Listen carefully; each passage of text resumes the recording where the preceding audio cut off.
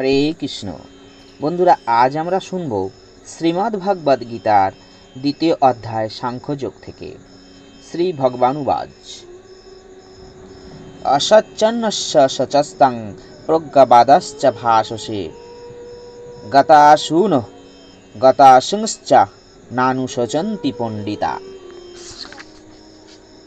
পরমেশ্বর ভগবান বললেন, তুমি প্রাজ্ঞের মতো কথা বলছো, অথচ যে বিষয়ে শোক করা উচিত নয় সেই বিষয়ে শোক করছো।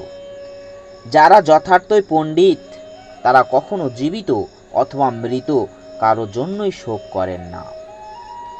শিষ্যরূপে ভগবানের কাছে আত্মসমর্পণ করা মাত্রই ভগবান আচার্যের ভূমিকা গ্রহণ করলেন।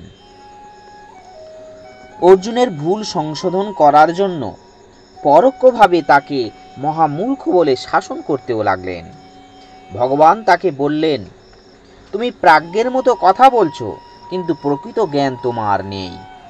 যিনি জ্ঞানী তিনি জানেন দেহ কি আর আত্মাই বা কি, তাই তিনি জীবিত অথবা মৃত কোনো অবস্থাতেই দেহের জন্য শোক করেন না। পরবর্তী অধ্যায়ে ব্যাখ্যা করা হয়েছে, প্রকৃত জ্ঞান হচ্ছে সেই জ্ঞান যা জড়দেহ ও চেতন আত্মার মধ্যে পার্থক্য নিরূপণ করেন এবং পরম নিয়ন্তা ভগবানের কাছে আমাদের নিত্য সম্পর্কের কথা মনে করিয়ে দেয়।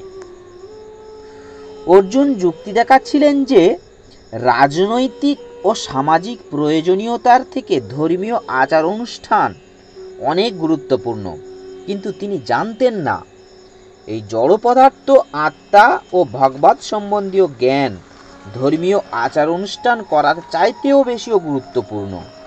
আর যেহেতু তার সেই জ্ঞান ছিল না, তাই তার পক্ষে পাণ্ডিত্যপূর্ণ যুক্তি দেখানো অনুচিত। যেহেতু তিনি পরম জ্ঞানের অধিকারী ছিলেন না, তাই তিনি অনর্থক শোক করছিলেন। জড়দেহের জন্ম হয় এবং একসময় তার বিনাশও হয়, কিন্তু আত্মা অবিনশ্বর, তার কখনোই বিনাশ হয় না। তাই জড়দেহটি আত্মার মতো গুরুত্বপূর্ণ নয়। এই আত্মাই হচ্ছে জীবের প্রকৃত সত্তা। তাই দেহের বিনাশ হবার ভয়ে শোক করা নিতান্তই মূর্খতা। এই সত্য সম্বন্ধে যিনি অবগত তিনিই হচ্ছেন প্রকৃত জ্ঞানী এবং তিনি কোনো অবস্থাতেই এই জড়দেহের জন্য শোক করেন না। বেদ, কঠোপনিষদ ও শ্বেতাশ্বত্তর উপনিষদে বলা হয়েছে, কৃতকর্ম এবং তার ফল অনুসারে জীব যদি বিভিন্ন অবস্থায় পতিত হয়, কিন্তু পরমেশ্বর ভগবান সর্ব অবস্থাতেই তাদের পালন করেন। সেই পরমেশ্বর ভগবান পরমাত্মা রূপে সকলের হৃদয়ে বিরাজ করেন। যে সমস্ত মহাত্মা অন্তরে ও বাইরে সেই একই পরমেশ্বর ভগবানকে দেখতে পান, তারা কেবল পূর্ণতা লাভ করে শাশ্বত শান্তি লাভ করতে পারেন। নিত্য নিত্যানাং চেতনাশ্চে চেতনামং এক বহুনাং যো বিদধতি কামনাঃ তামাস্ততাং যেহনু পশ্যন্তি ধীরাসতে সাং শান্তি পাশ্যতি শাশ্বতী নেতারাসাম। যিনি নিত্যের মধ্যে পরম নিত্য, চেতনের মধ্যে পরম চেতন এবং যিনি এক হয়েও সকলের কামনা পূর্ণ করেন, যারা ধীর তারা অন্তরের অন্তঃস্তরে সর্বদাই তাকে দর্শন করেন এবং শাশ্বত শান্তি অনুভব করেন। কিন্তু যারা তার ভজন করেন না, তারা কখনোই তা লাভ করতে পারেন না। এই বৈদিক তত্ত্বজ্ঞান যা ভগবান অর্জুনকে দান করলেন, তা তিনি পৃথিবীর প্রতিটি মানুষকে দান করলেন, যারা নিজেদের মহাপণ্ডিত বলে জাহির করতে চায়, কিন্তু বাস্তবিক পক্ষে যারা একজন মহামূর্খ।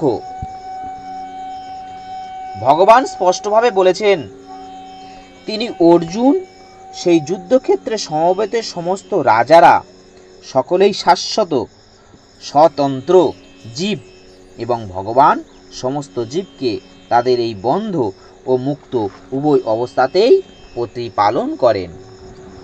পরমেশ্বর ভগবান হচ্ছে পরম স্বতন্ত্র পুরুষ এবং ভগবানের নিত্য পার্ষদ অর্জুন এবং সেখানেই সমবেত সমস্ত রাজারা হচ্ছেন স্বতন্ত্র শাশ্বত ব্যক্তি।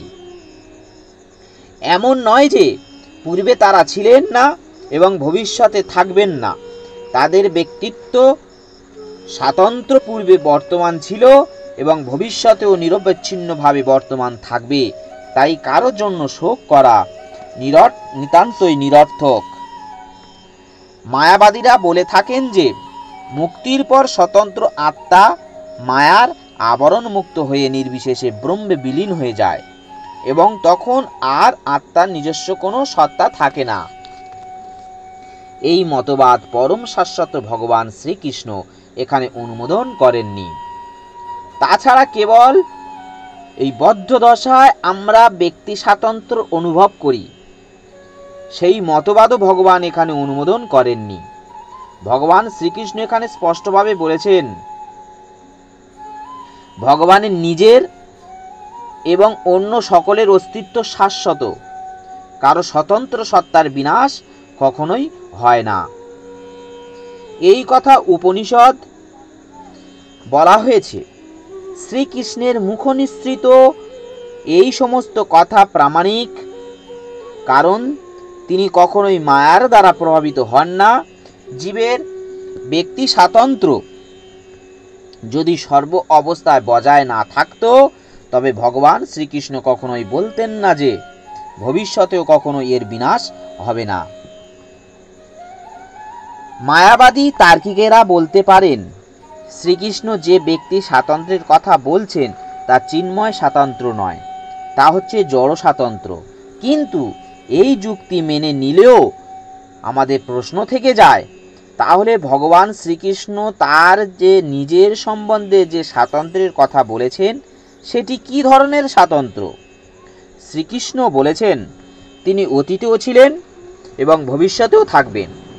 তিনি নানাভাবে তার ব্যক্তি স্বাতন্ত্র্য প্রতিপন্ন করেছেন এবং তিনি ঘোষণাও করেছেন ব্রহ্মজ্যোতি হচ্ছে তার অঙ্গক্রান্তি। শ্রীকৃষ্ণ তার অপ্রাকৃত স্বাতন্ত্র্য সবসময় বজায় রেখে গেছেন।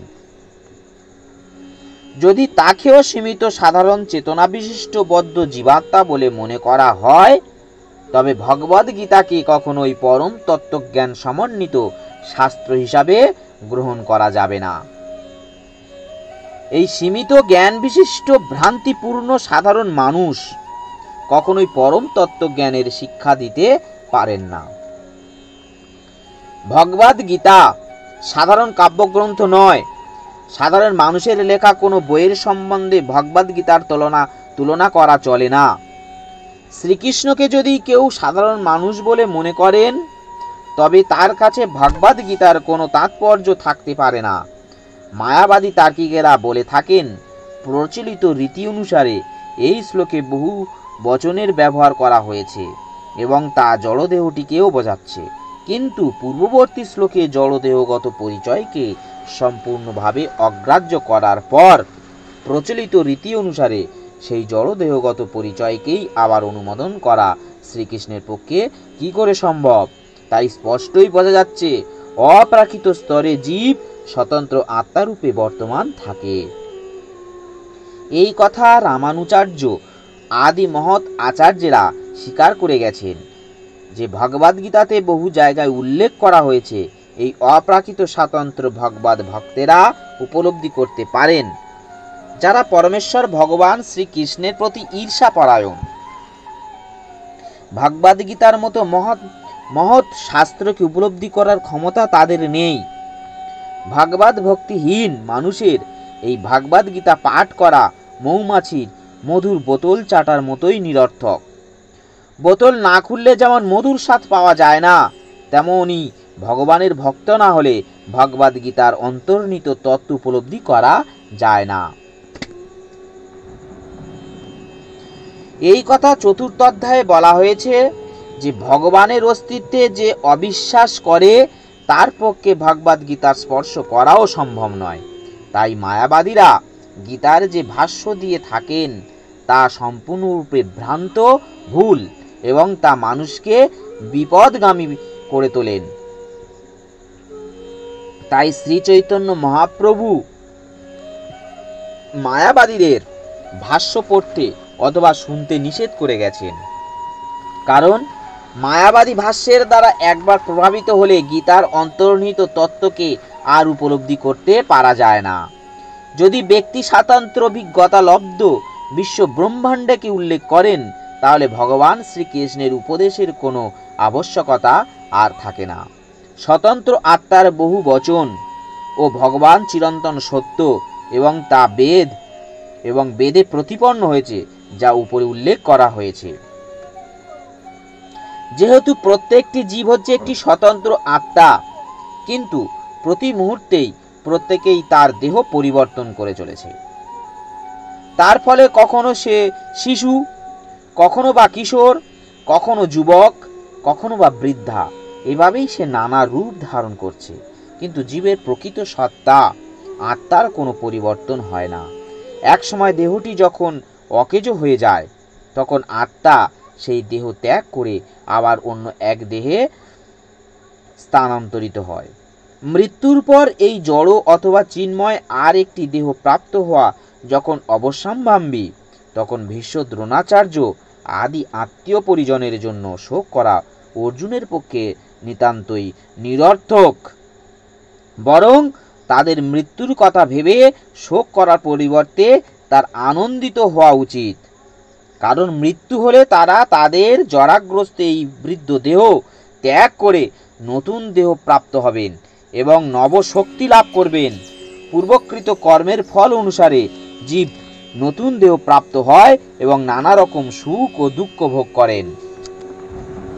তাই ভীষ্ম ও দ্রোণের মতো মহাত্মারা যে দেহত্যাগের পর জড়জগতের বন্ধন মুক্ত হয়ে ভাগবত ধাম বৈকুণ্ঠে ফিরে যান অথবা স্বর্গলোকে দিব্য দেহ প্রাপ্ত হয়ে নানা রকম সুখ ভোগ করবেন, সেই বিষয়ে কোনো সন্দেহ নেই।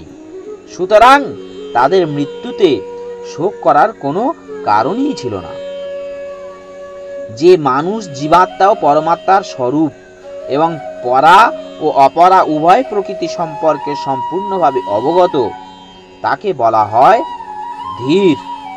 এই প্রকার মানুষ জড়দেহের পরিবর্তের জন্য কখনো শোক করেন না। আত্মাকে খণ্ড খণ্ড অংশে বিভক্ত করা যায় না। এই যুক্তিতে আত্মা ও পরমাত্মার একত্ব সম্বন্ধে মায়াবাদীদের যে মতবাদ, তা গ্রহণযোগ্য নয়। পরমাত্মাকে খণ্ড খণ্ড করে বিভক্ত করার ফলে যদি জীবাত্মার উদ্ভব হতো, তবে পরমাত্মা হতেন পরিবর্তনশীল। কিন্তু এই সিদ্ধান্ত পরমাত্মা যে অপরিবর্তনীয় তার পরিপন্থী। গীতাতে ভগবান বলেছেন যে পরমেশ্বর অংশ জীবাত্মা সনাতন এবং তাকে বলা হয় ক্ষর, অর্থাৎ তার জড়া প্রকৃতিতে পতিত হবার প্রবণতা থাকে। আর জীবাত্মা পরমাত্মার অংশ এবং জড়বন্ধন থেকে মুক্ত হবার পরেও সে পরমাত্মার অংশরূপেই বর্তমান থাকে।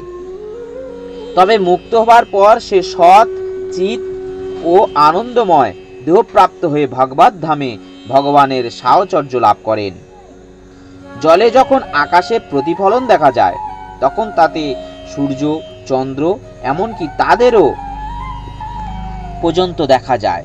তারাগুলিকে জীবাত্মার সঙ্গে তুলনা করা চলে এবং সূর্য অথবা চন্দ্রকে পরমেশ্বরের সঙ্গে তুলনা করা চলে। অর্জুন হচ্ছেন স্বতন্ত্র অনুচৈতন্য বিশিষ্ট জীবাত্মা এবং বিভু চৈতন্য পরমাত্মা হচ্ছেন স্বয়ং ভগবান শ্রীকৃষ্ণ। জীবাত্মা ও পরমাত্মা সমপর্যায়ভুক্ত নয়। চতুর্থ অধ্যায়ে প্রথমে তা আমরা দেখতে পাব। অর্জুন যদি শ্রীকৃষ্ণের সমপর্যায়ভুক্ত হতেন এবং শ্রীকৃষ্ণ অর্জুনের ঊর্ধ্বতন না হতেন, তাহলে তাদের মধ্যে গুরু শিষ্যের সম্পর্ক গড়ে ওঠা কখনোই সম্ভব হতো না।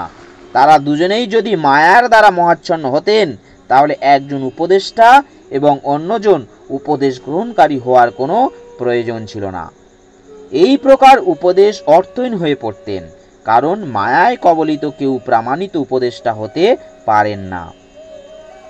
এই অবস্থায় আমাদের স্বীকার করতে হবে যে শ্রীকৃষ্ণ হচ্ছেন পরমেশ্বর ভগবান, যিনি এই জীব থেকে অতি ঊর্ধ্বে অবস্থিত, আর অর্জুন হচ্ছে বিস্মরশীল আত্মা, যে মায়ায় দ্বারা মোহিত। মানব জীবনের প্রকৃত কর্তব্য সম্পাদন করতে হলে মানুষকে সহনশীলতার মাধ্যমে বুঝতে হবে। সুখ ও দুঃখের কেবল ইন্দ্রিয়ের বিকার মাত্র। শীতের পর যেমন গ্রীষ্ম আসে, তেমনি পর্যায়ক্রমে সুখ ও দুঃখ আসে। সত্যকে উপলব্ধি করে দুঃখে ও সুখে অবিচলিত থাকাই মানুষের কর্তব্য। বেদের নির্দেশ দেওয়া আছে, খুব সকালে স্নান করা উচিত। যে শাস্ত্রের অনুশাসন মেনে চলেন, সে মাঘ মাসেও প্রচণ্ড শীতেও খুব ভোরে স্নান করতে ইতস্তত করেন না। তেমনই গ্রীষ্মকালে প্রচণ্ড গরমেও গৃহিণীরা রান্না করা থেকে বিরত থাকেন না। আবহাওয়াজনিত অসুবিধা সত্ত্বেও মানুষকে তার কর্তব্য কর্ম করে যেতেই হয়। তেমনই যুদ্ধ করাটাই হচ্ছে ক্ষত্রিয়ের ধর্ম, এবং কর্তব্যের খাতিরে তাকে যদি আর তার আত্মীয় বন্ধুদের সঙ্গে যুদ্ধ করতে হয়, তবুও সে তার কর্তব্য কর্ম থেকে বিরত হতে পারেন না। শাস্ত্র নির্ধারিত অনুশাসন মেনে চলাটাই হচ্ছে সভ্য মানুষের লক্ষণ। এই অনুশাসন মেনে চলার ফলে মানুষের বুদ্ধিমত্তার বিকাশ হয় এবং সে তখন ভগবত তত্ত্ব জ্ঞান লাভ করতে সক্ষম হয়। এই জ্ঞানের প্রভাবে তার হৃদয়ে ভগবত ভক্তির সঞ্চার হয় এবং ভগবানের প্রতি তার এই আন্তরিক ভক্তি তাকে মায়ার বন্ধন থেকে মুক্ত করেন। এই শ্লোকে অর্জুনকে কৌন্তীয় ভারত নামে সম্বোধন করাটা খুবই তাৎপর্যপূর্ণ। তাকে কৌন্তীয় নামে সম্বোধন করার মাধ্যমে ভগবান শ্রীকৃষ্ণে তার মাতৃকুলের মহান রক্তের সম্পর্ক স্মরণ করিয়ে দিয়েছিলেন, এবং ভারত নামে সম্বোধন করায় তার পিতৃকুলের মহত্বের কথা স্মরণ করিয়ে দিয়েছিলেন। উভয় দিক থেকে তিনি সুমহান বংশজাত ছিলেন। মহৎ বংশে জাত পুরুষ কখনোই তার কর্তব্য কর্ম থেকে বিচ্যুত হন না। তাই শ্রীকৃষ্ণ জানিয়ে দিলেন, তার বংশ গৌরবের কথা স্মরণ করে তাকে যুদ্ধ করতেই হবে। যে মানুষ সুখে দুঃখে সম্পূর্ণ অবিচলিত থেকে তার পারমার্থিক উন্নতি সাধন করতে দৃঢ় প্রতিজ্ঞ হন, তিনি অনায়াসে এই ভবযন্ত্রণা থেকে মুক্তি লাভের যোগ্য হন। বর্ণাশ্রম ধর্মের চতুর্থ আশ্রমে সন্ন্যাস অত্যন্ত কষ্টসাপেক্ষ পথ, কিন্তু যে মানুষ তার জীবনকে সার্থক করে তুলতে চান, তিনি সমস্ত রকম অসুবিধা সত্ত্বেও এই সন্ন্যাস আশ্রম গ্রহণ করতে দ্বিধা করেন না। সন্ন্যাস আশ্রম গ্রহণ করলে মানুষকে তার সব রকম পারিবারিক বন্ধন ছিন্ন করতে হয়। স্ত্রী পুত্র পরিজনের এই বন্ধন মুক্ত হওয়াই খুবই কষ্টকর, কিন্তু যিনি এই বন্ধন থেকে মুক্ত হতে পারেন, নিঃসন্দেহে তার পারমার্থিক জীবন সার্থক হয়ে ওঠে এবং অচিরেই তিনি ভগবত দর্শন লাভ করেন। ঠিক তেমনই অর্জুনকে তার ক্ষাত্র ধর্ম পালন করার উপদেশ দিয়ে ভগবান তাকে বললেন, এই ধর্মযুদ্ধে তার আত্মীয় পরিজনদের সঙ্গে যুদ্ধ করা যদি অত্যন্ত দুঃখদায়ক এবং কষ্ট সাপেক্ষ, কিন্তু তবুও তার কর্তব্য কর্ম সম্পাদন করার জন্য তার সেই দেহজাত আত্মীয়তার বন্ধন থেকে তাকে মুক্ত হতে হবে এবং যুদ্ধ করতেই হবে। শ্রী চৈতন্য মহাপ্রভু 24 বছর বয়সে সন্ন্যাস গ্রহণ করেছিলেন। ঘরে যখন তার যুবতী স্ত্রী এবং বৃদ্ধ মাতা ছিলেন, তাদের দেখাশোনা করার জন্য কেউই ছিল না, কিন্তু তা সত্ত্বেও মহত্তর উদ্দেশ্য সাধন করার জন্য তিনি তাদের পরিত্যাগ করে সন্ন্যাস ধর্ম গ্রহণ করেন। এই মায়ার বন্ধন থেকে মুক্ত হওয়ার এটি হচ্ছে সহজ উপায়। জয় শ্রীকৃষ্ণ, জয় শ্রীকৃষ্ণ।